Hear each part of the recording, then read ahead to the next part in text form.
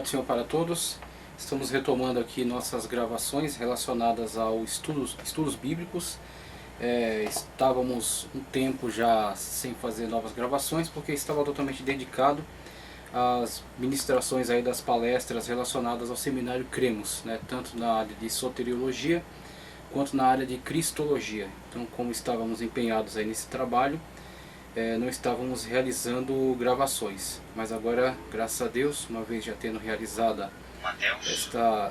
essas palestras, esses trabalhos, agora retomamos nossas gravações relacionadas tanto ao estudo bíblico quanto ao canal teológico, as aulas de teologia em ética cristã que estão seguindo. O seminário, infelizmente, teve que ser periodicamente suspenso em função da pandemia que ainda está se agravando. Mas quando houver, e se Deus quiser, logo estaremos livres aí desta situação difícil, essa situação complicada, respeitando o período de quarentena. Se Deus quiser, o Senhor vai dar sabedoria aos homens para desenvolver medicamentos para tratar essa pandemia, e também esse vírus vai ser derrotado em nome do Senhor Jesus. Então estaremos retomando aí nossas atividades, retomando aí nossas atividades de culto também. E quando houver autorização por parte da nossa liderança, estaremos então retomando o nosso seminário para a conclusão com mais 2 palestras que ainda serão ministradas, tá ok? Então aqui daremos prosseguimento ao nosso trabalho de estudos bíblicos relacionado a um projeto de ensinamento integral das Sagradas Escrituras que está sendo desenvolvida na Assembleia de Deus, Ministério do Belém, setor 34 Pinheiros, em Vila Madalena, ok? Nosso pastor setorial, o pastor Paulo Moraes, o nosso dirigente local, o pastor evangelista Alvino Dias, ok? E estamos lá ministrando ensinos tanto em Antigo Testamento quanto em Novo. No Novo Testamento já avançamos até o capítulo 3 e agora vamos adentrar o capítulo 4 de Mateus, do Evangelho de Mateus.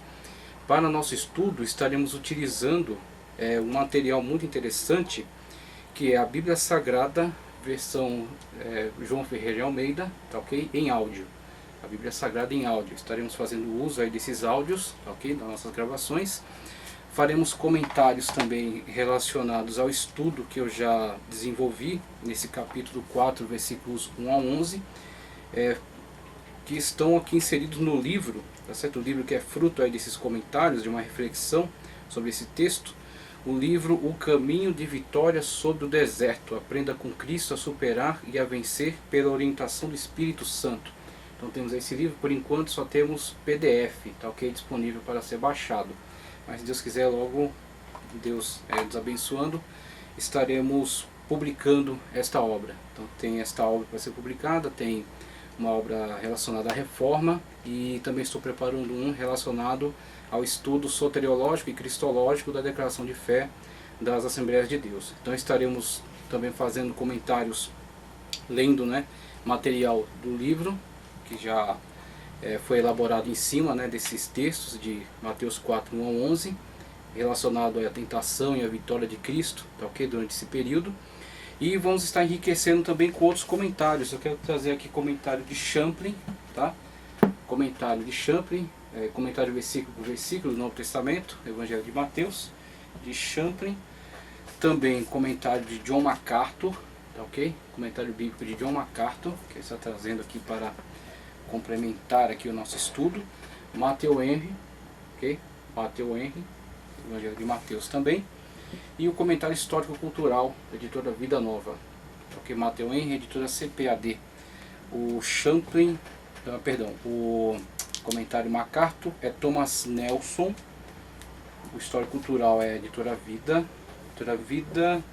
Nova, tá? E o Champlin é Ragnus, editora Ragnus. Então vamos estar trazendo aí contribuições desses materiais para enriquecer aí o nosso estudo. Então no primeiro momento vamos ouvir aqui o áudio, tá ok? Daquele material que eu já mostrei, a Bíblia Sagrada em áudio, de João Ferreira de Almeida. Vamos estar ouvindo aqui esse áudio então, e depois disso estarei fazendo aí algumas leituras e comentários para enriquecer o nosso estudo.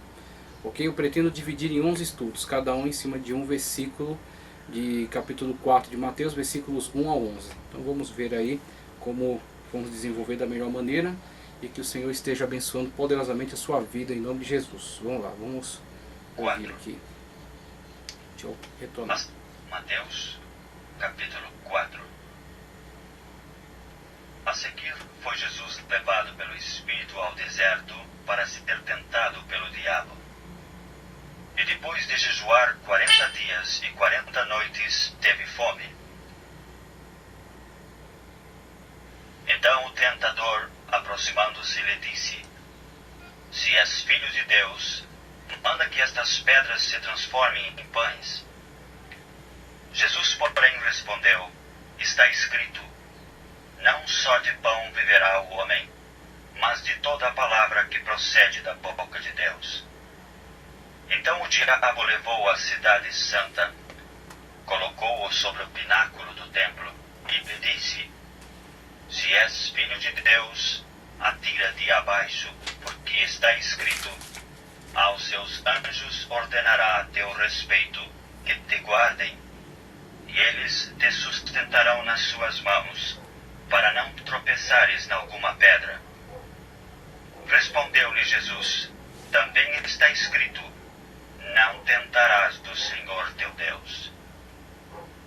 Levou-o ainda o diabo a um monte muito alto, mostrou-lhe todos os reinos do mundo e a glória deles. E lhe disse: Tudo isto te darei, se prostrado me adorares. Então Jesus lhe ordenou: Retira-te, Satanás, porque está escrito: Ao Senhor teu Deus adorarás, e só a Ele darás culto. Com isto o diabo o deixou, e eis que vieram anjos e o serviam. Ouvindo. Somente até aqui, ok. Mateus capítulo 4, versículos 1 ao 11. Ouvimos aqui, tá ok? O material da Bíblia Sagrada em áudio. E agora eu quero trazer algumas contribuições já para esclarecimento desse trecho bíblico. Eu quero dar início aqui pelo comentário histórico-cultural, ok? Comentário histórico-cultural da Bíblia, Novo Testamento, editora Vida Nova, o capítulo 4. Vamos lá. Evangelho de Mateus, capítulo 4. Isso aí. Veja só o que diz aqui. Comentário histórico e cultural da Bíblia, capítulo 4, versículos 1 ao 11. Vamos ver o que ele nos diz aqui relacionado a esse trecho bíblico. Jesus supera as provações de Israel. Jesus supera as provações de Israel. O diabo tenta influenciar o entendimento de Jesus acerca da filiação. Então coloca aqui, entre aspas, né? O diabo está tentando levantar questionamentos em relação a isso. É o que vamos tratar também aqui no nosso material, tá ok? Segundo os padrões de poder mundano, mas Jesus permite que as escrituras definam sua missão.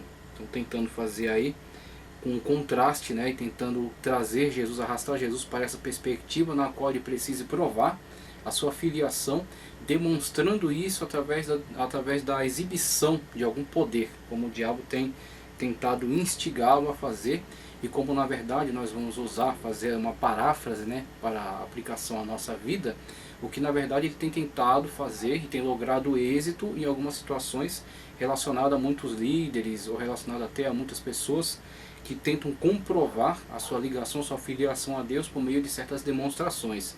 O que na verdade muitas das vezes tem sido um engodo por parte do diabo, né? Um engodo satânico que os tem arrastado para esse tipo de ações que são na verdade maléficas, porque não são para a glória de Deus, mas são somente uma forma de tentativa de demonstração de seu poder, de sua autoridade, tá ok? Então temos aí muitas das vezes movimentos que são enquadrados dentro daquilo que a gente chama de neopentecostalismo, que tem se deixado levar por isso. Aí tem empregado muita energia, muita força em tentativas de demonstrações de poder, tá certo?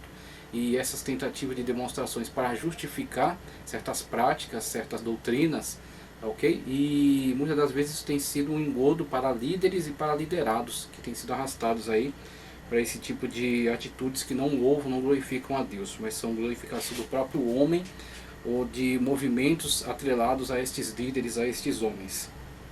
Então já começa por aí, né, vemos como é importante, como é profundo o exame, né, dessas passagens bíblicas aqui. Veja só, Então, mas Jesus permite que as Escrituras definam a sua missão. Então, ele está pautado, está centrado nas Escrituras. Okay? Então, a Escritura Sagrada, a correta interpretação dela. E é interessante como a gente vê aqui exercícios de hermenêutica ortodoxa, exercícios de uma correta, uma saudável hermenêutica. Quando o diabo vem para Jesus tentando trazer uma péssima interpretação, okay? Uma manipulação sobre os textos sagrados, ele pratica uma exegese mesmo, tentando incutir no texto certas ideias que não são favorecidas pelo próprio texto, e Jesus refuta ele, não com argumentos externos de sábios ou de qualquer tipo de fonte externa, mas através da própria Escritura e da saudável, da correta interpretação, obedecendo aquilo que a Escritura está dizendo, ok? Não inserindo nela outros significados, nem distorcendo, nem manipulando, nem ocultando certos trechos bíblicos, mas apenas interpretando ela corretamente. Jesus consegue fazer a refutação daquela péssima aplicação que o diabo estava fazendo em relação ao texto bíblico. Então veja que interessante, é com o próprio texto bíblico que ele vem tentar conduzir Jesus a um engodo. Ele estava testando Jesus, né? Estava tentando ver ali qual era a sua capacidade, sua desenvoltura em relação a essa situação de tentação, né? Essa situação de pressão. Foi colocado numa situação de pressão ali naquela tentação no deserto. Então Jesus está pautado pela Escritura. Os 3 versículos de Deuteronômio 6, 13, 16 e também o 8:3 que ele cita, temos aí Mateus 4, 7 e 10, eram mandamentos de Deus a Israel quando o povo foi provado por 40 anos no deserto. E o contexto do primeiro desses mandamentos dirige-se ao Filho de Deus, ao contrário do antigo Israel. Jesus, como seu representante, temos aí 1:1, também o 2:15 de Mateus, passa nos testes. Alguns estudiosos compararam o debate intelectual entre Jesus e o diabo à forma dos debates rabínicos. As histórias judaicas também louvaram os que suportavam e superavam os testes morais mais intensos. Então temos aí já um subsídio histórico, né? Então, por mais que para nós pareça um tanto estranho, né? Um tanto surpreendente esse tipo de situação ocorrida em relação a Cristo e esse debate, né, que ele travou com essa entidade maligna, todavia isso reflete, na verdade, algo que era característico mesmo daquela época, que eram esses embates, essas discussões teológicas onde se expunha a Sagrada Escritura e se tentava uma interpretação, e muitas das vezes haviam contrastes de interpretação, e esses contrastes deixaram muito claro quem estava corretamente interpretando a Sagrada Escritura, quem estava respeitando o seu contexto, né? Conforme temos aqui as colocações, né? Enquanto o diabo tira do contexto, ou então a primeira situação na qual ele diz: transforma essas pedras em pães, se és filho de Deus, tentando relacionar a comprovação de que ele é o filho de Deus à realização de um determinado feito miraculoso em benefício próprio. Não que Jesus não tivesse poder para realizar milagres, como ele demonstrou ao longo de todo o seu ministério. Todavia, aquela situação, se ele se deixasse levar por ela, seria utilizar-se do poder de Deus em benefício particular, egoístico, vamos dizer assim, e em contradição com o momento em que ele estava vivenciando, que era uma consagração, um jejum. Quebrar esse jejum em benefício egoístico e próprio, utilizar o poder de Deus de uma forma egoística. Ok? Então, ele utilizará o poder de Deus para a glória de Deus, para glorificar a Deus através de curas, milagres, exorcismo, da ressurreição de mortos, coisas extraordinárias, muito maiores do que transformar pedra em pão, transformar água em vinho, como ele fez no casamento, ao que pode ser equiparado, né? Só que todavia isso tudo para a glória de Deus, e não para a glória própria, e nem para o benefício próprio, como muitos têm se utilizado na atualidade, tentado usar Deus em vez de deixar ser usado por Deus, em vez de ser um instrumento nas mãos de Deus, em vez de ser alguém cuja obra, né, cujos testemunhos, os feitos, irão glorificar a Deus. Não, muitos têm tentado glorificar a si mesmos através de supostos atos miraculosos, ok? Ou pregação, né, certo impacto na sua pregação, manipulando as pessoas e fazendo com que o seu nome seja centralizado, né? Então ele esteja colocado como um grande mestre, um grande pregador, um grande ensinador, um conferencista internacional, um grande apóstolo, autoridade em libertação e por aí vai. Mas Cristo não.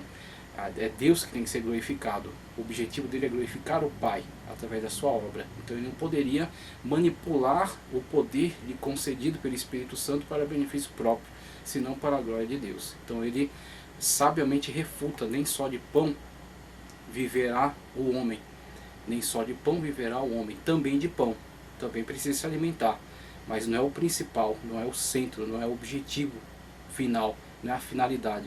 Nem só de pão viverá o homem, mas de toda a palavra que sai da boca de Deus, ou seja, das ordens de Deus, da palavra, né, emanada de Deus, ok? Da autoridade de Deus. Então, a palavra de Deus é aquilo que vai conduzir as suas decisões, as suas atitudes, a sua maneira de se comportar, a sua maneira de usar o poder lhe concedido pelo Espírito Santo. Nem só de pão viverá o homem, mas de toda a palavra que sai da boca de Deus. Então ele se opõe àquela tentativa de Satanás, aquele engodo, por meio da centralidade da palavra de Deus na sua vida.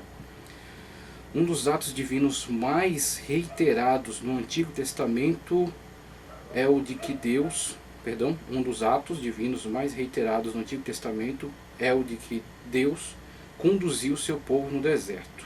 Veja, cita aqui Isaías 63:14 de Isaías, onde Israel foi testado.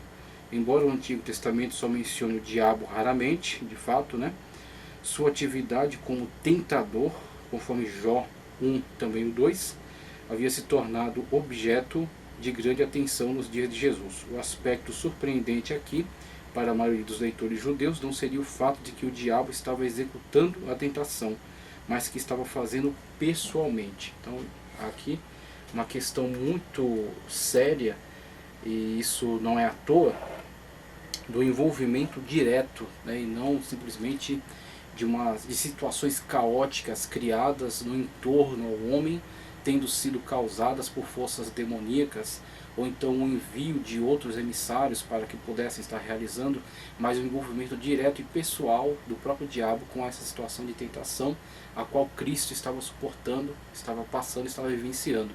E isso certamente, sem sombra de dúvidas, relacionado àquilo que Cristo já demonstrava em relação à grandiosidade de sua pessoa, à grandiosidade de sua obra. Tudo aquilo que já foi demonstrado com a vinda do mensageiro de Deus, Gabriel, a situação na qual Maria engravida por ação do Espírito Santo de Deus, o seu nascimento, a sua anunciação, a estrela, os magos que vieram do Oriente, ok? Toda aquela movimentação, tudo aquilo que já estava sendo, que estava acontecendo em torno da pessoa bendita do nosso Senhor Jesus Cristo. Então isso chamou a atenção, de modo que ele pessoalmente se envolveu com toda essa situação de tentação ao Senhor Jesus Cristo, né? E assim também nós já podemos até puxar aqui alguns exemplos, né, para nós. Quanto mais poderosamente Deus se manifestar na sua vida, mais poderosamente Deus te usar, e mais prejuízo você trouxer, tá certo, a todo o reino diabólico que está presente, certamente o levante será maior. Todavia, da mesma forma como o levante é grande, maior ainda é o poder de Deus sobre a vida daqueles a quem servem a Deus, sobre a vida daqueles que submetem ao Senhor por meio de sua palavra. Como Cristo aqui estava totalmente submetido a Deus por meio da sua palavra e sempre objetivando a glória de Deus e não a sua própria. Tá? Então temos aí, da mesma forma como a grandeza do poder de Deus, há também aumento de perseguição. Mas tudo isso porque é numa árvore com frutos, né, uma árvore frondosa, que se atiram pedras. Né? Então isso também em relação a Cristo, isso reflete também em relação a nós mesmos. Veja só. Moisés também jejuou 40 dias e 40 noites. Jesus talvez se apresente aqui como um novo Moisés, o novo legislador. Israel também esteve no deserto por 40 anos. Ok? Os antigos atribuíram esse tipo de feito aos magos que alegavam ser capazes de se transformar em animais, e de transformar substâncias em outras. Ok? Então temos aqui um contraste, né, entre mágica e milagre. Existe um contraste extraordinário entre mágica e milagre. Tem muitas pessoas que estão pedindo a Deus mágica e não milagre. Ok? Então mágica tem um objetivo, muitas das vezes, de ludibriar, de enganar, de encantar, de fazer com que pessoas fiquem surpreendidas com você, fiquem hipnotizadas, tá, ok, com a sua ação. Então isso é mágica. Muitas vezes a mágica é simplesmente um falsete, é uma enganação, é uma aparência. ok? Então tem muitas pessoas aí que estão entrando por esse caminho, tentando realizar atos mágicos, o que é muito diferente de um ato miraculoso. Um ato miraculoso é uma intervenção de Deus, ok? Que tem todo o poder, que pode de fato realizar coisas extraordinárias, e quando ele traz essa intervenção na natureza, ele muda o quadro, muda a situação, ok? Ele realiza algo grandioso. Isso certamente, você não tenha dúvida, isso certamente vai confirmar a sua palavra, que Deus não entra em contradição consigo mesmo. Isso vai ser bênção para a vida daquele que está sendo alcançado por esse ato miraculoso, mas não somente para ele, vai alcançar e abençoar a vida daqueles que estão em torno, que estão em volta, e vai ser glória para o nome do Senhor, que é o único nome que deve ser glorificado. Então Deus glorifica seu nome através de nós, por meio de seus atos miraculosos. Agora, milagre é muito diferente de mágica. A mágica pode ser manipulável. Então tem pessoas tentando manipular Deus através de ofertas, dízimos, sacrifícios e gritaria e tantas coisas. Só que Deus não pode ser de modo algum manipulado. Deus é soberano e todo-poderoso, e só realiza atos miraculosos quando isso vai glorificar o seu nome e abençoar vidas. Então temos aí um grande contraste. Israel também esteve no deserto por 40 anos, já li essa parte aqui, acerca dos magos, transformar substâncias em outras, como pedras em pão. Mas muitos judeus também ansiavam por um novo êxodo liderado por um novo Moisés, em que não faltaria o novo maná ou pão do céu. O diabo contesta a filiação de Jesus ou busca defini-la de forma contrária à palavra de Deus. Os modelos de poder na cultura incluíam os magos e os soberanos deste mundo. O diabo deseja ajustar a definição do papel divino de Jesus de acordo com as expectativas contemporâneas, que é necessariamente uma diminuição da sua missão original. Então, sendo a missão original de Cristo, trazer as pessoas para o reino de Deus, para a glória de Deus, submetê-las à palavra de Deus, à essência da palavra de Deus, como Cristo veio ensinar. Ouviste o que disse os antigos, eu porém vos digo. Então Cristo, diferentemente dos antigos, dos sábios, dos entendidos, dos escribas, dos fariseus, dos saduceus, de todos esses grupos dominantes na sociedade da época, e que teciam comentários em relação à palavra de Deus e igualavam em importância os seus comentários à própria Sagrada Escritura, muitas das vezes até superando, fazendo com que os comentários superassem em importância a própria palavra. Cristo não tinha compromisso com nenhum desses sábios, nem comentaristas, nem dessas ideias que foram construídas, e sim com a essência da palavra de Deus. Assim é que ele está nos trazendo para a centralidade da vontade de Deus, ok? Demonstrando a nós em si mesmo, através da sua própria vida. Então a sua missão não pode ser diminuída, ele não pode se deixar levar por essas influências. E é onde encontramos esse embate, o diabo tentando fazer com que Cristo se igualasse a qualquer mago, feiticeiro, mágico, ou qualquer tipo de realizador de milagres, de mágicas, de atos sobrenaturais que estavam espalhados aí pelo Oriente Médio da época. E Cristo está se diferenciando, se destacando de uma forma extraordinária em relação a todos esses, mostrando que quando Deus opera algo através dele, é para a glória de Deus, não para a sua própria glória, ok? E é para a bênção, para abençoar aquele que é alcançado pelo milagre e aos demais que estão em volta dele. Quando, por exemplo, os judeus pedindo sinais, os gregos pedindo sinais, e Cristo jamais realizou um ato miraculoso para demonstrar com isso qualquer tipo de sinal, para usar com isso qualquer tipo de atribuir, qualquer tipo de autoridade atrelada a isso. Dar a carteirada, vamos dizer assim, uma linguagem bem comum. Ele sempre dizia, o testemunho é a palavra de Deus, o testemunho é a pregação, é a mensagem, esse é o testemunho. Ok? Então o testemunho de Jonas, por exemplo, que se levantará e falará contra essa geração. O testemunho de Sodoma e Gomorra, até que se tivesse sido pregado a nós como foi a estes, nós teríamos agido de outra forma. Então sempre esses testemunhos em relação à palavra. Até aquele ensinamento onde Cristo trouxe, quando o rico e o Lázaro, o rico diz, manda que Lázaro ressuscite e volte para... Ou então mande alguém do mundo dos mortos para falar aos meus irmãos. O que Abraão responde a ele? Tem Moisés e os profetas, que é uma linguagem, uma linguagem, a figura de linguagem da hermenêutica, não me recordo agora qual é exatamente a figura, mas eu acredito que seja uma sinédoque, algo assim, onde você toma o todo pela parte, Então tem Moisés e os profetas. Então você está utilizando, olha, Moisés, o que? Os escritos de Moisés. Tem Moisés, ou seja, tudo aquilo que Moisés escreveu. Tem os profetas, ou seja, aquilo que os profetas deixaram registrado. E através disso eles têm que chegar ao conhecimento da verdade. E isso é suficiente para chegarem, sem necessidade de que se negocie com eles com realização de atos sobrenaturais. É crer para ver, não é ver para crer. Então é isso que tem que ser colocado de uma forma muito enfática pelo Evangelho, que é pregado conforme a palavra de Deus. Não pode ser um Evangelho de atos mágicos, onde as pessoas são convencidas e não convertidas, onde elas veem coisas interessantes e por isso querem se ligar à fé porque acharam interessante, acharam curioso. De forma alguma, isso não é uma fé saudável. Tem que crer, ou seja, você ouve a palavra de Deus, o Espírito de Deus está interagindo com o homem, convencendo do pecado, da justiça e do juízo, ok? E a graça preveniente já está presente, capacitando os homens a tomarem decisões, e tomarem decisões em favor de não resistirem à ação do Espírito Santo de Deus para a conversão, para a salvação em Cristo Jesus, ok? Então temos que partir sempre por esse caminho, o caminho da aceitação por meio da pregação da palavra de Deus, e não do convencimento de pessoas por meio de atitudes mágicas, vamos dizer assim. Na continuidade, em que não faltaria o novo maná, ok, já li, os modelos de poder da cultura dos magos soberanos deste mundo.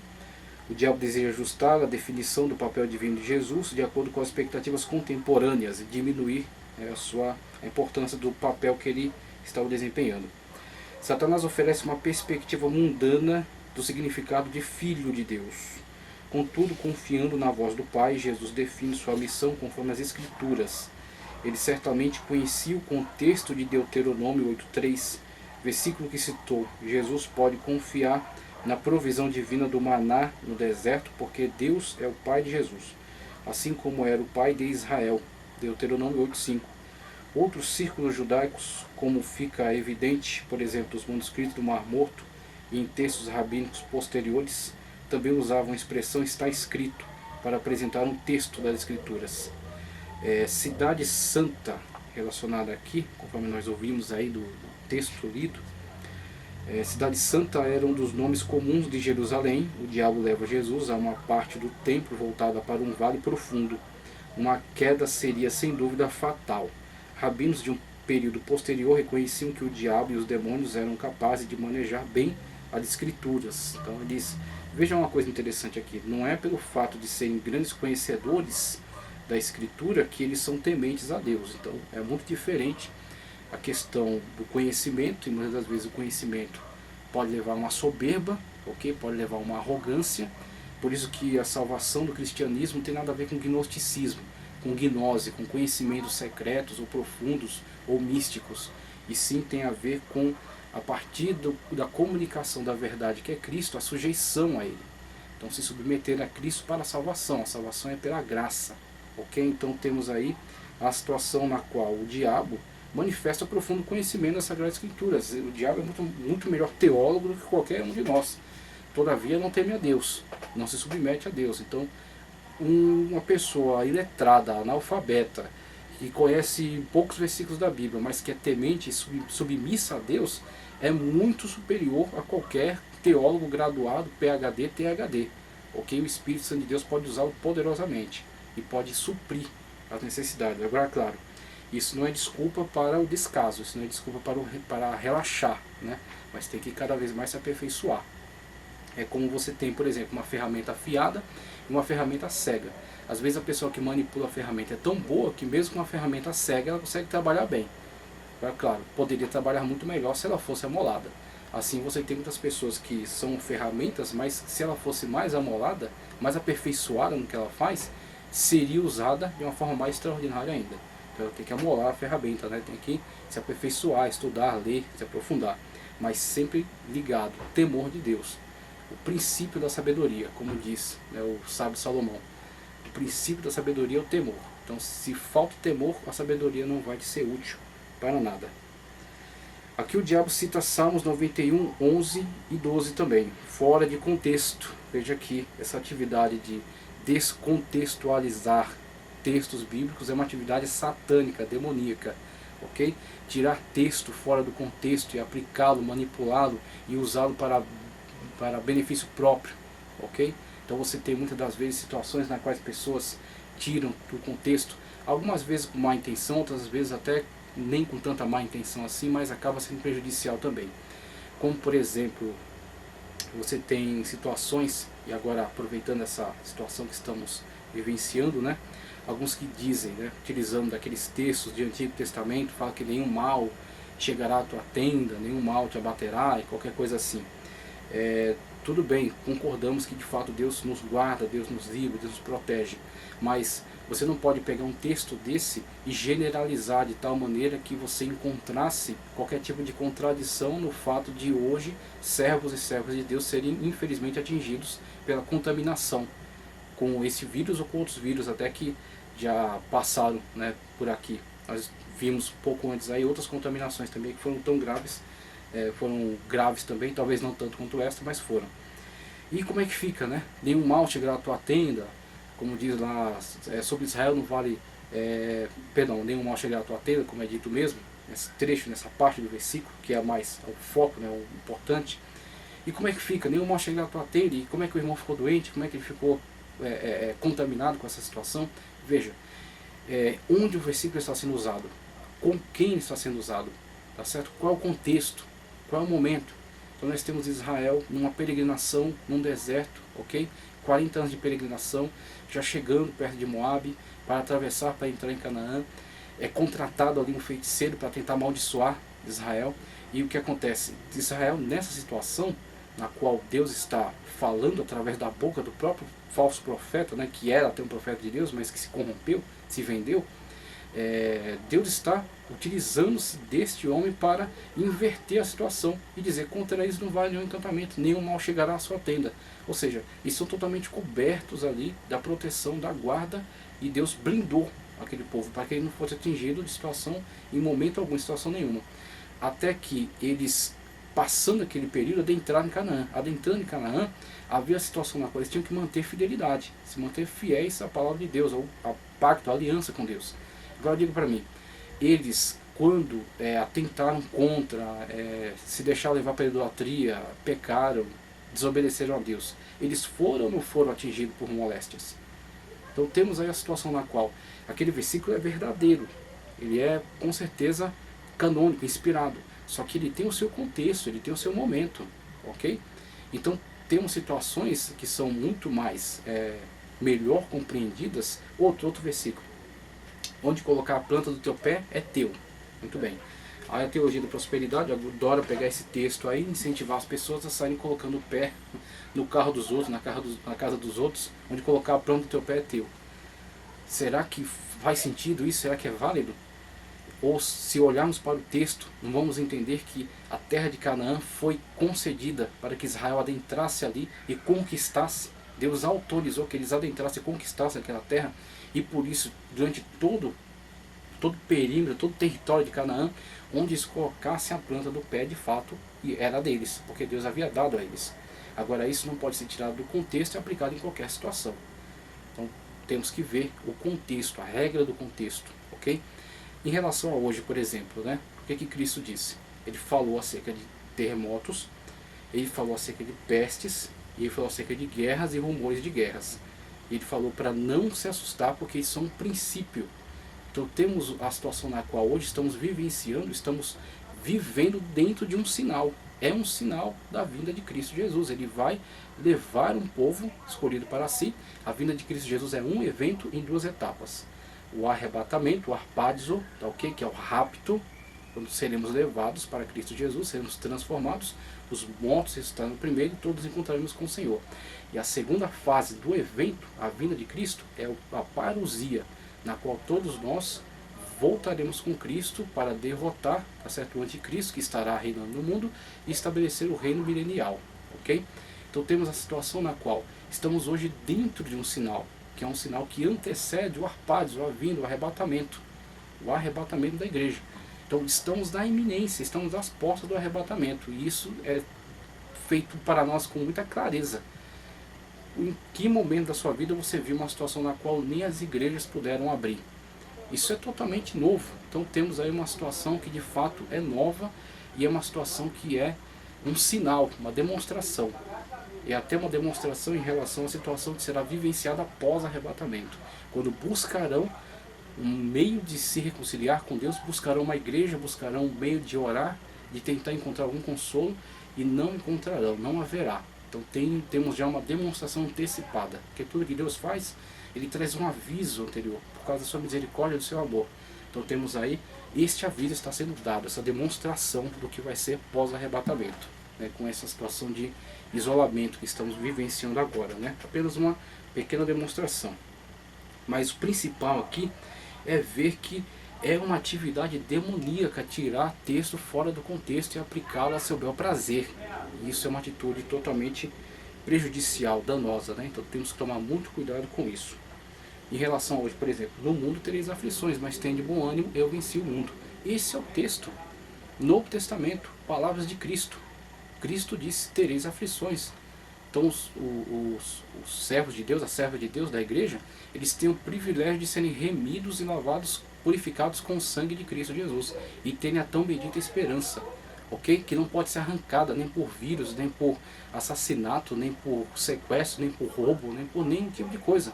Como Paulo diz, nem em altura, nem profundidade, nem perigo, nem espada, nem morte, nem vida, nada pode nos separar.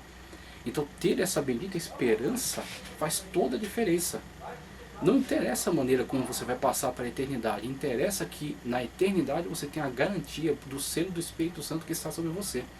Você está selado, predestinado às mansões celestiais com Cristo Jesus. Como você vai passar, isso é irrelevante, isso não faz a menor diferença. O que interessa é que você sabe para onde você vai. Então temos aí esse diferencial extraordinário. Então se for atingido por contaminação, não é motivo para pânico, para desespero, mas sim para confiar até o fim no Senhor Jesus Cristo, porque as suas palavras não caem por terra. Veja só, lembrando que é necessário também o respeito e a guarda da quarentena. É preciso dar essa ênfase aqui para não ser mal interpretado. A guarda da quarentena até como respeito, para que você não se torne um hospedeiro e contamine outras pessoas, que muitas vezes pode ter a situação na qual você não é tão afetado pela contaminação, mas você pode contaminar pessoas que podem ser grandemente afetadas. Então guarde a quarentena, ore a Deus, leia, estude. Estou disponibilizando aqui esse estudo também para ajudar, né, durante esse período, e vamos passar desse momento. Aqui o diabo cita Salmos 91, 11 e 12, fora do contexto. O versículo 10 do mesmo Salmo deixa claro que a proteção angelical enviada por Deus, também em Marcos 1,13 ele cita isso, é para os acontecimentos que sobrevêm a seus servos, e não uma desculpa para buscar esses perigos. É uma diferença muito grande entre você se colocar numa situação de risco, tá certo? De livre e espontânea vontade, ou você será atingido por uma situação não prevista, não esperada, e quando você é atingido, você está, por exemplo, desempenhando algo, ou trabalhando para Deus, desempenhando algo para Deus, evangelizando, proclamando o Evangelho, como Cristo mesmo falou. Se beberes coisas mortíferas, não te fará mal algum. Se tocar em serpentes, não te fará dano. Por quê? Porque ele estava dando vamos dizer assim, ele estava dando um respaldo para que eles fossem de forma destemida pregar o Evangelho, mesmo diante de todas as intempéries, situações difíceis. Isso não era uma carta branca para a irresponsabilidade, mas sim era uma cooperação de Cristo com eles no meio daquelas todas as dificuldades que enfrentariam. Então temos uma situação muito diferente entre você ser pego de sobreaviso e diante dessa situação Deus te guardar, te proteger, te livrar de tantas coisas que você foi livrado que você nem imagina. São coisas que você só vai saber na eternidade, e que Deus te livrou, e você passou por a situação que você nem imaginou que estava passando. Ou então você, de forma irresponsável, se colocar em risco. Então é muito diferente, a situação não tem nada a ver com a outra. Vejamos aqui, a continuação. Veja só, Salmo 91, 11 e 12, fora do contexto, como eu já disse aqui. O versículo 10 do mesmo Salmo deixa claro que a proteção angelical enviada por Deus, aqui já citei, é para os acontecimentos que sobrevêm a seus servos e não uma desculpa para buscar esses perigos. As palavras de Satanás nessa tentação remetem ao versículo de uma obra judaica popular em que os ímpios zombam dos justos. Então está remetendo aqui a um texto que era muito popular na época deles. Valendo-se do mesmo contexto geral, Jesus cita Deuteronômio 6:16, uma referência à maneira pela qual os israelitas puseram Deus à prova em Massá, recusando-se a aceitar que o Senhor estivesse entre o povo até ele realizar um sinal. Êxodo 17:7. Esse mundo, tecnicamente, não pertencia ao diabo. Daniel 4:32 afirma isso, que não pertence ao diabo, que só era dono do coração dos homens na condição de usurpador. E eu até cito aqui o comentário de Boyer, tá certo? De Orlando Boyer, que eu achei muito interessante quando ele diz que reinos são esses que são prometidos, né? Alguém pode pensar que é o mundo, né? Então temos aí definições gregas interessantes para mundo, como Gea, mundo natural físico, ou como cosmos, que é o sistema. Então temos aí situações nas quais, quando ele oferece o mundo, e eu cito aqui Orlando Boyer, não está se tratando da criação de Deus, mas sim dos mundos fictícios, dos mundos inventados, tá certo? Da glória mundana. Então temos o mundo, temos muitos reis, né, que se dizem reis de determinadas situações no mundo. O rei do rock, o rei do futebol, o rei do dinheiro. Temos tantos reis por aí, né? Só que reis de mundos inventados, mundos fictícios, mundos de ilusão. E acredito que esta seja a questão aqui, que esteja sendo oferecido a ele a possibilidade de ele se retirar dessa situação. Claro que o diabo é mentiroso, né? Então temos que levar sempre em consideração esse aspecto também, esse defeito de caráter, que ele é mentiroso desde o princípio, como Cristo mesmo disse. Mas a oferta talvez tenha sido essa: eu me retiro dessas situações e eu abro um atalho aqui para você chegar onde você quer chegar. Você quer se tornar o rei, você quer reinar sobre ele, estabelecer seu reino, e de fato o Senhor vai reinar, só que o caminho é de cruz, o caminho é de dor, o caminho é de espinhos. Vamos oferecer um atalho. Se você me adorar, eu me retiro aqui. Esses reinos, agora as pessoas não vão somente te adorar como Deus, vão te idolatrar. Então Cristo se tornaria como um ídolo, como as pessoas hoje têm seus ídolos, né? Ídolo da música, ídolo dos jogos, ídolo disso, ídolo daquilo. Então Cristo seria mais um ídolo.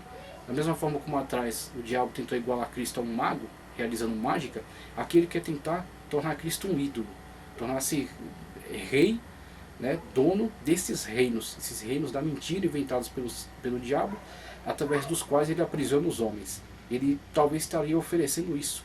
Você quer estes reinos? Quer que eu me retire e deixe você agora nessa posição, dessa idolatria? Então me adore, se prostre de mim, me adore. É onde Cristo rejeita. Então o caminho por meio do qual Cristo chega ao trono e se assenta à destra de Deus, tem todo um percurso que passa pela obediência até a morte e morte de cruz. Como Paulo disse já bem em Filipenses, na carta que escreveu aos Filipenses. E Cristo não tomou atalho, ele chegou até onde ele teria que chegar, da maneira certa, como Deus havia designado. E por isso que ele foi lhe dado um nome que é sobre todo nome, o único nome através do qual nós podemos ser salvos, que é o nome de Cristo Jesus. E é por isso que ele é o único que pode tomar o livro e abrir os 7 selos e trazer juízo sobre toda a humanidade, toda a existência, porque ele tem esse poder, essa autoridade e esse domínio. Ok? Ele não negociou com o diabo. Valendo-se do mesmo contexto geral, Jesus cita Deuteronômio, como já falei aqui. Este mundo tecnicamente não pertencia ao diabo, também já citei. O melhor que o diabo podia fazer seria tornar Jesus o tipo de Messias político e militar esperado pela maioria dos judeus que ansiavam por um líder messiânico. 4:10 aqui, Deuteronômio 6:13, texto citado por Jesus, mais uma vez no mesmo contexto das Escrituras, proíbe a idolatria. Proíbe a idolatria.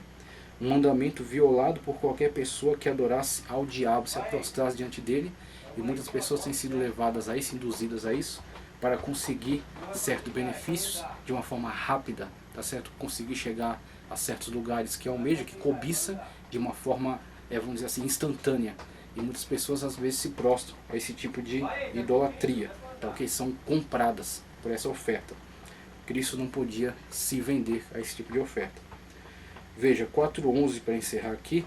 Os anjos prometidos em Salmos 91:11, prometidos em Salmos 91:11, vem servir Jesus, que havia se recusado em Mateus 4:6 e 7 a fazer mau uso da promessa fora de contexto. Então é muito interessante observarmos esses detalhes, como Cristo de fato refuta, né, as tentativas de Satanás de uma forma muito extraordinária, através do uso da própria palavra de Deus, sem fugir da palavra de Deus, interpretando ela conforme o contexto e respeitando o seu sentido, o sentido que a própria palavra de Deus está dando àquele texto que está sendo colocado. Então, não inserindo interpretações conforme seu bel prazer, tá certo? Não fazendo exegese, mas fazendo uma exegese muito responsável, ok? E submetendo-se e obedecendo à palavra de Deus, uma vez que ele veio até nós, se humilhou e se colocou na posição de servo, para nos mostrar o que é verdadeiramente servir a Deus. Então temos aí o caminho de Cristo, é isso que estamos enfatizando aqui nessa primeira aula. Qual é o caminho? Como se serve a Deus? Como se adora a Deus? Como se livra de falsas adorações, de falsos cultos, de falsas doutrinas e se caminha de fato pelo caminho que agrada a Deus? Olhando o exemplo de Cristo. O seu líder não é A, nem B, nem C, o seu líder é Cristo. Então olhe para ele e veja como ele adorou e como ele glorificou a Deus, porque é nesse caminho que ele deixou aberto para nós, é por esse caminho que chegamos a Deus. Ninguém vem ao Pai senão por mim, como disse Cristo Jesus. Então vamos seguir aqui com outras leituras. Eu quero trazer um pouco da contribuição aqui do meu material, tá certo? Do meu livro, O Caminho de Vitória sobre o Deserto. Aprenda com Cristo a superar e a vencer pela orientação do Espírito Santo, que foi exatamente ao que Cristo esteve submetido, e submeteu a orientação do Espírito Santo de Deus para ele. Então, mesmo o Espírito Santo de Deus levando ele a situações difíceis, complicadas, porque o deserto não foi fácil, o deserto foi um desafio, o deserto foi uma situação complicada de se vivenciar, era o caminho de Deus para ele. Então ele não quis atalho, ele não quis o mais fácil, mas ele quis obedecer a Deus em todas as coisas. Assim ele pôde ser vitorioso e assim também nós seremos vitoriosos. Veja só, conectar aqui.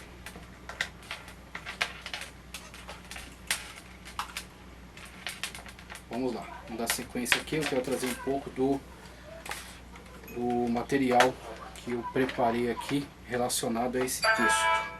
Vamos lá, está aqui. Texto básico que já foi lido, né? O áudio já foi passado aí, então já estamos a par aqui do texto.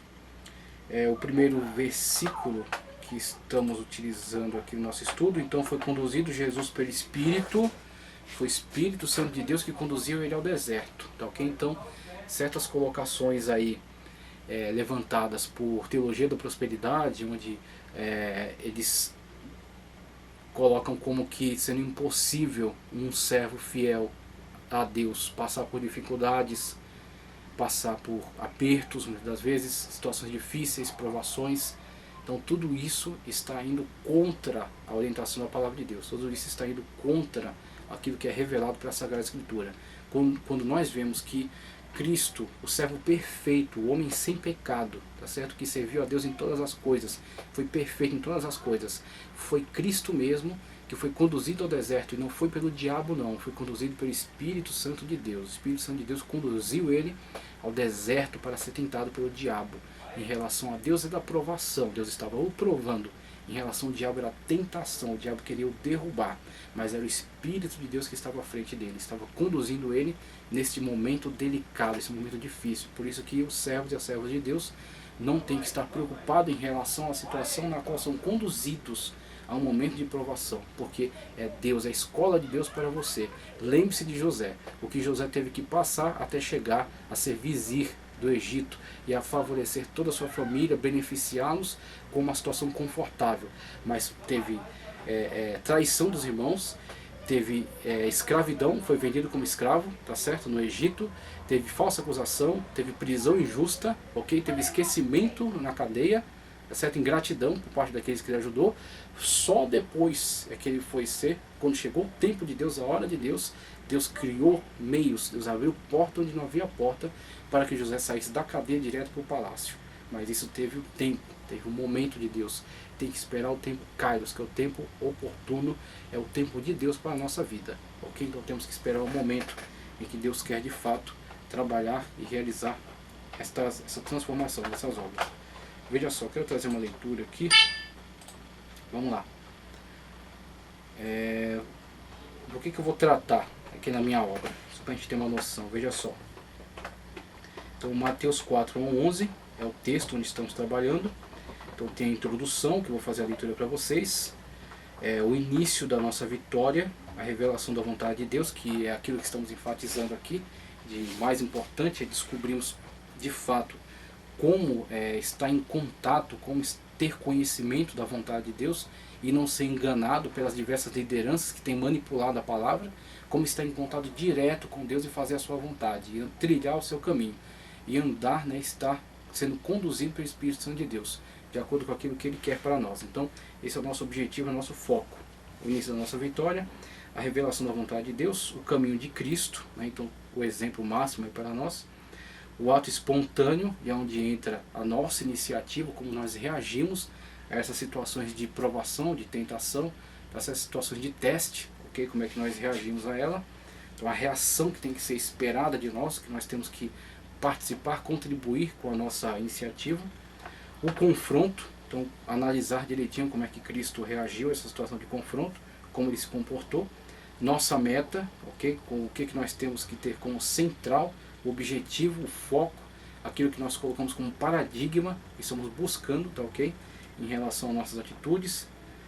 Os símbolos sagrados e a radicalização, um pouco de como o diabo tentou manipular as situações para conduzir Cristo ao engodo e como ele também utilizará ferramentas, instrumentos. Alguns voluntários que estão totalmente entregues na mão do diabo e são manipulados por ele constantemente. E outros até involuntários. Quando Pedro, por exemplo, Cristo disse: vamos para Jerusalém para ser entregue e morto, né, pelos gentios por vós. E aí Pedro se deixa ser usado pelo diabo num momento infeliz. Ele diz: Senhor, tenha pena de ti, que isso não te aconteça. E Cristo repreende, olhando para Pedro, mas objetivando aquele que havia usado Pedro, mesmo que foi involuntário para Pedro, né? Pedro não tinha a intenção de se deixar ser usado, mas acabou sendo, né? Porque certa ideia penetrou na sua mente e ele se deixou cair numa situação de desespero, de medo, de pânico, e acabou sendo veículo, né, para a comunicação dessa ideia.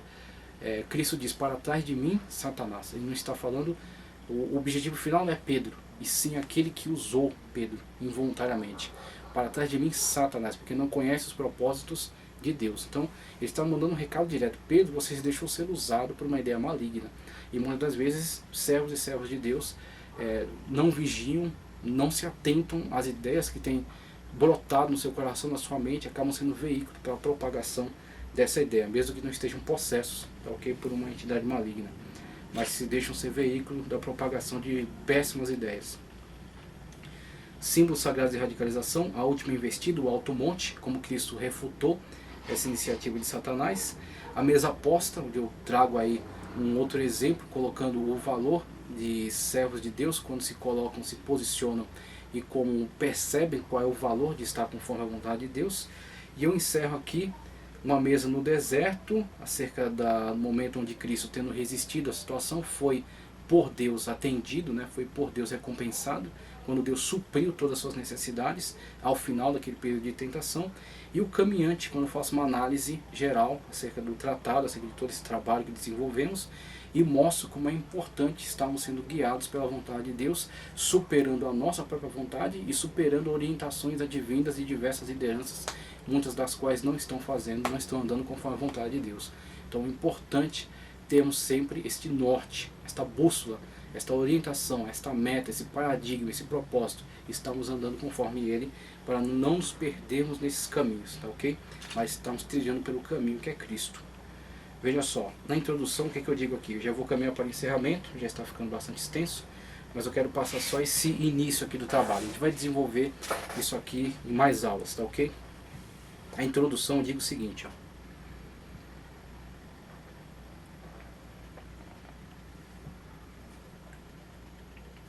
A vida do cristão é uma caminhada que tem seu início a partir do primeiro contato que ele tem com a revelação do Cristo ressurreto. É a ocasião a que o Mestre se referiu quando mencionou o maravilhoso fenômeno do novo nascimento. Necessário vos é nascer de novo. Ponto inicial. Uma vez que você nasceu de novo. Não é quando você se filiou a uma igreja local, ok? Isso já é uma boa coisa. Eu estou frequentando uma igreja, eu estou indo lá ouvir a palavra, eu gosto da música, eu gosto das paredes pretas e o pessoal apaga a luz e fica só uma... Tá, tudo bem, você está numa igreja local. Mas esse é só o ponto de partida. Você precisa partir daí e ter um encontro com Cristo. Ok? Então, o Deus vivo, o Cristo Jesus, o Cristo ressurreto, ok? Que Ele sim é o cabeça da igreja. A igreja cujo corpo, a igreja universal dos salvos, não placas, não CNPJs, ok? Não denominações, e sim a igreja universal dos salvos, cujo nome está não somente num hall de membros, mas escrito no livro da vida do Cordeiro. Então você precisa ter um encontro com Cristo, muito mais importante do que estar afiliado a uma determinada denominação. Ah, então não vamos mais para a igreja, vamos ficar em casa. Isso já é um indício de que você não pertence ao corpo de Cristo. Porque aquele que pertence ao corpo não abandona suas congregações, como disse também o apóstolo. Então temos que ter muito claro isso. Nós participamos numa igreja local, numa denominação, mas temos a plena consciência de que numa denominação há trigo e joio, e não é para ser arrancado o joio. É Cristo que faz a seleção. A primeira seleção, quando o trigo for arrebatado e o joio ficar. Então Cristo mesmo é que vai selecionar o trigo do joio. Mas sabemos que uma igreja local tem trigo e tem joio, ok? Então você convive com o joio, muitas vezes. Você tem comunhão com o trigo. Você sabe quem serve a Deus de verdade. Você tem comunhão com ela. E você convive com muitas pessoas, e muitas das quais nem servem a Deus. Estão ali fazendo sei lá o que, estão atrapalhando a vida dos outros. Mas elas estão lá e elas precisam estar lá. E elas têm que continuar lá. E ninguém pode tirá-las de lá. É Cristo que faz a seleção. Mas veja, você está numa igreja local. E é fundamental, é importante que você esteja contribuindo, colaborando, fazendo a obra de Deus, propagando a palavra, contribuindo para que essa igreja continue existindo, fazendo sua manutenção, pagando seus aluguéis e se expandindo, né, abrindo mais templos, para que o reino de Deus seja proclamado, para que pessoas tenham a oportunidade de ouvir a palavra. Como ouvirão se não há quem pregue? Como pregarão se não forem enviados? Toda a estrutura da igreja local, porque da denominação.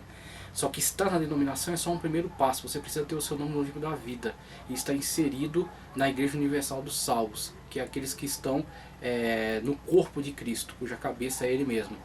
Ok? Então temos que ter essa noção de que quando você nasce de novo, você nasce da água e do Espírito, como foi aconselhado a Nicodemos, você deu o primeiro passo no reino de Deus. Pronto, agora você não está só numa igreja local, você está também na Igreja Universal dos Salvos. Agora você tem um compromisso com Cristo Jesus diretamente. E por causa do seu compromisso com Cristo, você obedece uma liderança naquilo que ela estiver de acordo com a palavra. Se ela sair da palavra, você não tem compromisso nenhum com ela. Mas aquilo que ela estiver na palavra, você tem um compromisso com ela por causa de Cristo. Então você coopera, você colabora, você contribui, você evangeliza, você respeita, tá certo? Você participa junto com ela, você juntamente com ela propaga o reino de Deus. Por quê? Porque você nasceu de novo. E o seu compromisso direto é com Cristo. O seu galardão não vem dos homens. Não é tapinha nos ombros, nem parabéns, nem palmas, nem nome, reconhecimento, falado no microfone, nada disso. Mas é coroa, galardão. Tudo que você faz aqui é em prol de Cristo e o seu galardão é na glória. Quando foi arrebatado, Cristo estabeleceu o seu tribunal, o tribunal de Cristo, para julgar as obras. E Ele vai te recompensar. Então temos aí o primeiro passo no reino de Deus, nova criatura. Ser uma nova criatura, nascer de novo, tá certo? Nascer da água do Espírito, estar em comunhão plena com Cristo Jesus. Pronto, a partir daí você é um cristão de fato, não nominal. Você é um cristão de verdade, você está ligado a Cristo. Uma vez que alguém prova em sua vida esta maravilhosa experiência, inicia um processo que na presente obra denominamos o caminho de Cristo. Pronto, a partir do momento que você nasceu, você é uma nova criatura, você está nesse caminho, você está inserido no corpo de Cristo, ok? A cabeça é Cristo, Ele é o teu líder, você obedece a Ele, você enfrenta todas as situações que você vai enfrentar nessa situação e nessa convivência com o trigo e com o joio, com o mundo, com o pecado, com o diabo, você enfrenta tudo isso por Cristo, por amor dele, então você está trilhando o caminho de Cristo.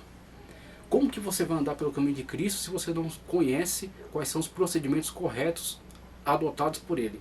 Se você não segue o exemplo dele, você pensa que você vai trilhar por esse caminho com a sua própria capacidade, com a sua própria competência, você vai trazer o que? Conhecimentos de fora, de medicina, direito, engenharia, qualquer tipo de coisa para te auxiliar nesse caminho?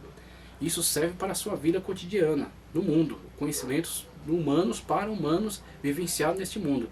Agora, para trilhar o caminho de Cristo, você tem que entender como Cristo trilhou por esse caminho, quais foram as decisões, quais foram as atitudes, ok? Como ele se comportou, para que você possa entender e possa pôr em prática. Por isso que está registrado aqui. Mateus 4, 1 a 11, registra a escola, ok? Para trilhar pelo caminho de Cristo.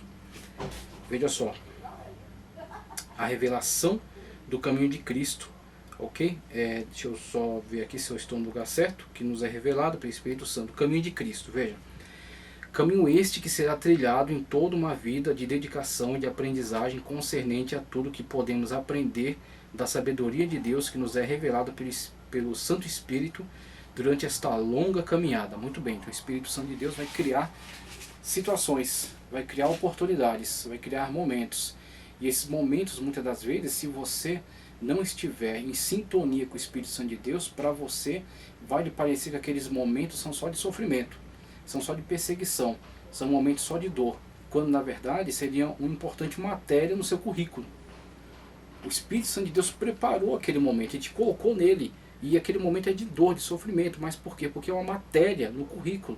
Você precisa aprender isso, você precisa passar por esse momento, vivenciar essa situação e vencê-la. E quando vencê-la, pronto, você está formado e você vai ensinar outras pessoas.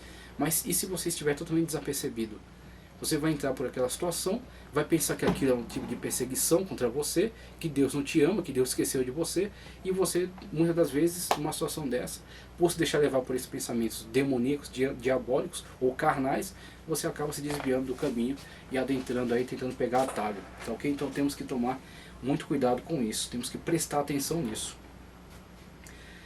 A revelação do caminho de Cristo, contida em Mateus capítulo 4, do primeiro versículo até o de número 11, é o vislumbrar de uma vida dedicada a caminhar em vitória e aprendizagem por meio da comunhão com o Espírito Santo, ok? Com o Espírito, que nos revela a vontade de Deus, que diferentemente da vontade dos homens, é sempre fundamentada na verdade, no amor, na sabedoria, aspectos maravilhosos dos quais pretende o diabo nos manter afastados. Esse adversário que durante a caminhada nos enfrentará com suas armas e suas sutis estratégias. A sutileza da estratégia dele é que é denunciada por meio desses trechos aqui nos quais Cristo desmascara o engodo do diabo diante de nós e por meio do seu próprio exemplo nos mostra como vencer, nos mostra como desmascarar, nos mostra como superar esses desafios, essas situações. Agora, está sendo ensinado. Se você quer aprender, aí já é um problema seu. Se você não quer aprender, continue batendo cabeça. Então é essa a situação. Infelizmente, com todo respeito, você precisa entrar pelo caminho de Cristo.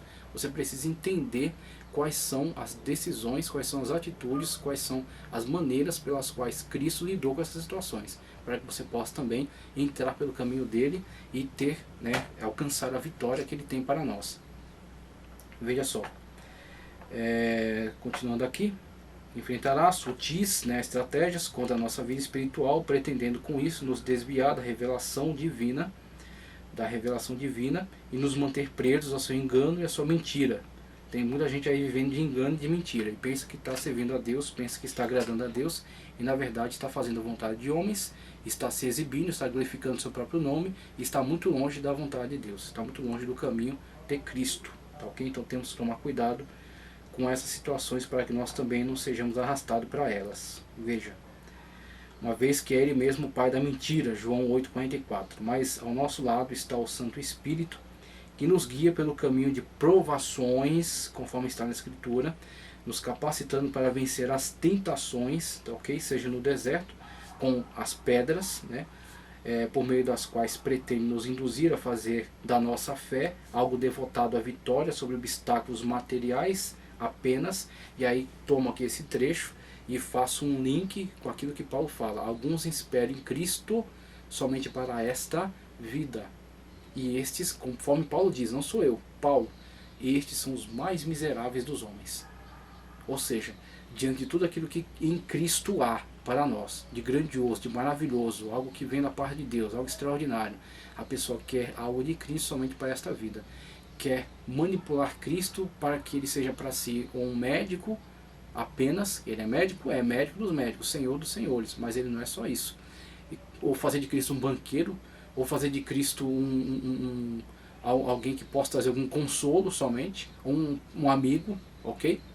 Agora Cristo, por mais que ele possa cobrir todas essas áreas da sua vida, ele é médico, ele cura, ele é dono do ouro e da prata, ele pode te abençoar financeiramente também, mas ele é Senhor dos senhores, é Rei dos reis, é o Kyrios, ok? É o eu sou. E se você não recebe como Deus, você está perdendo grandes coisas que você pode alcançar em Cristo. Quando você o adora como Deus, quando você o serve como Deus, quando você o reconhece como Deus. E quando ele se manifesta para você como Deus, a salvação dele, as bênçãos espirituais, os dons espirituais, ok? Toda a maravilha que é Cristo Jesus na sua inteireza, na sua magnificência. Então temos que tomar muito cuidado, porque o diabo, através dessas estratégias, quer nos limitar e nos fazer olhar para Cristo como algo muito inferior do que ele é, conforme a palavra de Deus. E muitos líderes que se deixam levar por essa visão demoníaca estão fazendo com que esperem Cristo somente para esta vida e se tornem assim os mais miseráveis. Dentre os miseráveis, os mais miseráveis são os que esperam Cristo somente para esta vida. Querem coisas de Deus e não Deus em si. Veja só, as pedras, a nossa fé é algo devotado à vitória sobre obstáculos materiais apenas. Na cidade santa com o seu templo, lugar no qual nos levará a situações de pressão com o objetivo de nos levar ao erro do fanatismo, ou no alto monte, imagem do poder e da soberba humana, por meio da qual tenta nos fazer sucumbir e favorecer o erro, né, quando tenta nos induzir a estarmos adentrando por esse caminho de erro, estarmos saindo da vontade, do centro da vontade de Deus. É para provar através de quê? Através de Cristo. Provar através de Cristo, através da vitória que Cristo alcançou. Então esta é a prova final, definitiva, suficiente, de que há sim a possibilidade de vitória sobre tudo isso, porque Cristo venceu. E aquele que está em Cristo vence o mundo também. Tá ok? Então, do jeito que há as aflições, há as tentações, há as provas, há os embates, os enfrentamentos, mas há também a vitória por meio de Cristo Jesus. Então, olhe para Cristo, siga o caminho dele, entre pelo caminho de Cristo e você vai alcançar a mesma vitória, porque é ele que garante a tua vitória, ok? É isso que estamos deixando muito claro aqui por meio da palavra de Deus. E para provar a possibilidade da vitória que trazemos nesta reflexão acerca da triunfal caminhada do Cristo em seus 40 dias e 40 noites de provação pelo jejum, que o preparou para as 3 situações de tentação forjadas pelo inimigo para o levar à queda, e que talvez tenham levado à queda alguns que, apesar de terem recebido a revelação do Cristo e terem iniciado a jornada, não vigiaram em aspectos importantes da vida espiritual, sendo assim levados à confusão e ao desvio pelo inimigo, o mesmo que investiu afrontosamente contra o Cristo, o Senhor Jesus Cristo, ok? Então, pessoas que estão vivendo um engano, uma mentira, estão vivendo um mundo de fantasias inventadas pelos seus líderes, e que eles tomaram também a habilidade de inventar também fantasias e envolver outros nesses mesmos engodos, mas totalmente apartados, divorciados da palavra de Deus, manipulando a palavra e não sendo edificados por ela, pensando que tem autoridade e poder para brincar e para tirar o texto bíblico do seu contexto, ok? Nós vimos aqui já. A manipulação, a descontextualização do texto bíblico é uma atividade satânica, diabólica, demoníaca, e para destruir a obra de Deus. Temos que tomar muito cuidado em relação a isso. Se recebemos a revelação do Cristo e temos comunhão com o Santo Espírito, observemos as ações do Mestre, o único Mestre, o único que pode ser chamado de Mestre e Senhor, que venceu e é o único que pode nos conduzir à vitória, conforme João 10:33, a citação de João 10:33, temos aqui, João 10:33, tenho-vos dito isto, para que em mim tenhais paz, no mundo tereis aflições, mas tende bom ânimo, eu venci o mundo. Então damos aqui início, né, ao nosso projeto, temos aqui o início da nossa vitória, que é o texto, onde eu trato aqui acerca deste ponto. Eu não vou lê-lo agora, para não ficar o vídeo não ficar tão longo, então eu vou pausar aqui e vamos dar continuidade, tá ok? Com o próximo vídeo, prosseguindo aqui nosso estudo. Já fizemos aqui a leitura, né? E vamos prosseguir então com o trabalho que realizei, comentando aqui em relação a isso, desenvolvendo, né, o estudo em relação a isso, e também acrescentando os outros comentários que já mencionei para vocês aqui, que serão usados, tá ok? Desde já agradeço. Que o Senhor possa cobrir você com a sua proteção, a você, a toda a sua família, tá ok? Ore pelos seus vizinhos, ore por todos os seus companheiros, tá ok? Continue firme, continue crendo, o Senhor Jesus Cristo vai nos dar vitória sobre todas essas coisas, porque a nossa vitória já está garantida naquele que ressuscitou e está vivo pelos séculos dos séculos. Se gostou do vídeo, curte, compartilha, inscreva-se no canal e continue conosco em nome do Senhor Jesus.